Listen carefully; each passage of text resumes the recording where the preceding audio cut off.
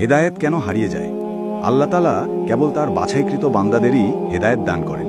হেদায়েত আল্লাহ তাআলার অনুগ্রহ। হেদায়েত পাওয়ার পর তা ধরে রাখা আমাদের দায়িত্ব। দুর্ভাগ্যজনকভাবে আল্লাহর কিছু বান্দাকে দেখা যায় হঠাৎ খুব ইবাদত বন্দেগী করছেন, কিছুদিন যাওয়ার পর তিনি হেদায়েত হারিয়ে ফেলেন, ইবাদতে আগের মতো স্পৃহা পান না। এর উল্লেখযোগ্য কিছু কারণ নিম্নরূপ। ১. ফিতনা। হেদায়েত পেলেই কারো জান্নাত নিশ্চিত নয়।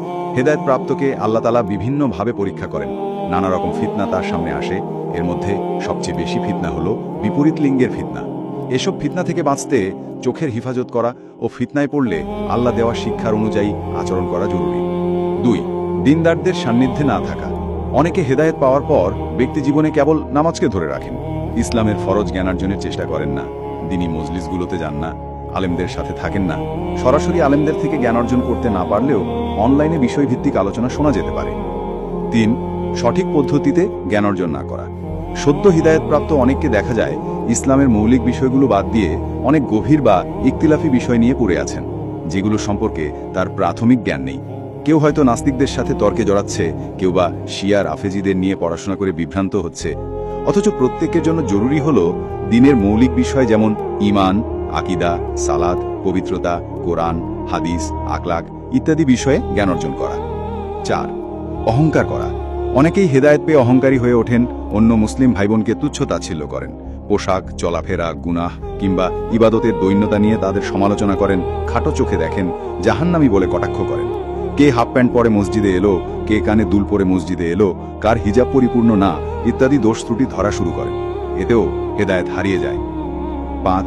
দুয়া না করা। অনেকেই ভাবেন হেদায়েত চিরস্থায়ী, কিন্তু আল্লাহ তাআলা পবিত্র কোরআনে দুয়া শিখিয়েছেন, রাব্বানা লা তুজিগ কুলুবানা বাদা ইজ হাদাইতানা ওয়া হাব লানা মিন লাদুনকা রাহমাতান ইন্নাকা আনতাল ওয়াহাব। অর্থ, হে আমাদের প্রতিপালক, হেদায়েত দেওয়ার পর আমাদের অন্তরকে পুনরায় বাঁকা করে দেবেন না এবং আমাদেরকে আপনার পক্ষ থেকে রহমত দান করুন, নিশ্চয়ই আপনি মহাদাতা। সূরা আলী ইমরান আয়াত ৮। নবীজি সাল্লাল্লাহু আলাইহি সাল্লামও হেদায়েত ধরে রাখার জন্য অনেক দোয়া করতেন, যেমন ইয়া মুকাল্লিবুল কুলুব সাব্বিত কালবি আলা দীনিক, অর্থাৎ হে অন্তরসমূহের পরিবর্তনকারী, আমার অন্তরকে আপনার দ্বীনের উপর অবিচল রাখুন। সুতরাং হেদায়েত ধরে রাখতে অধিক পরিমাণে দোয়া করা জরুরি। ৬. নিয়মিত তওবা ইস্তিগফার না করা। মানুষ হিসেবে নিজের অজান্তেই আমাদের অনেক গুনাহ হয়ে যায়। এসব গুনাহ থেকে বাঁচতে ও নিজের হেদায়েতকে নবায়ন করতে নিয়মিত তওবা ইস্তিগফার করা জরুরি।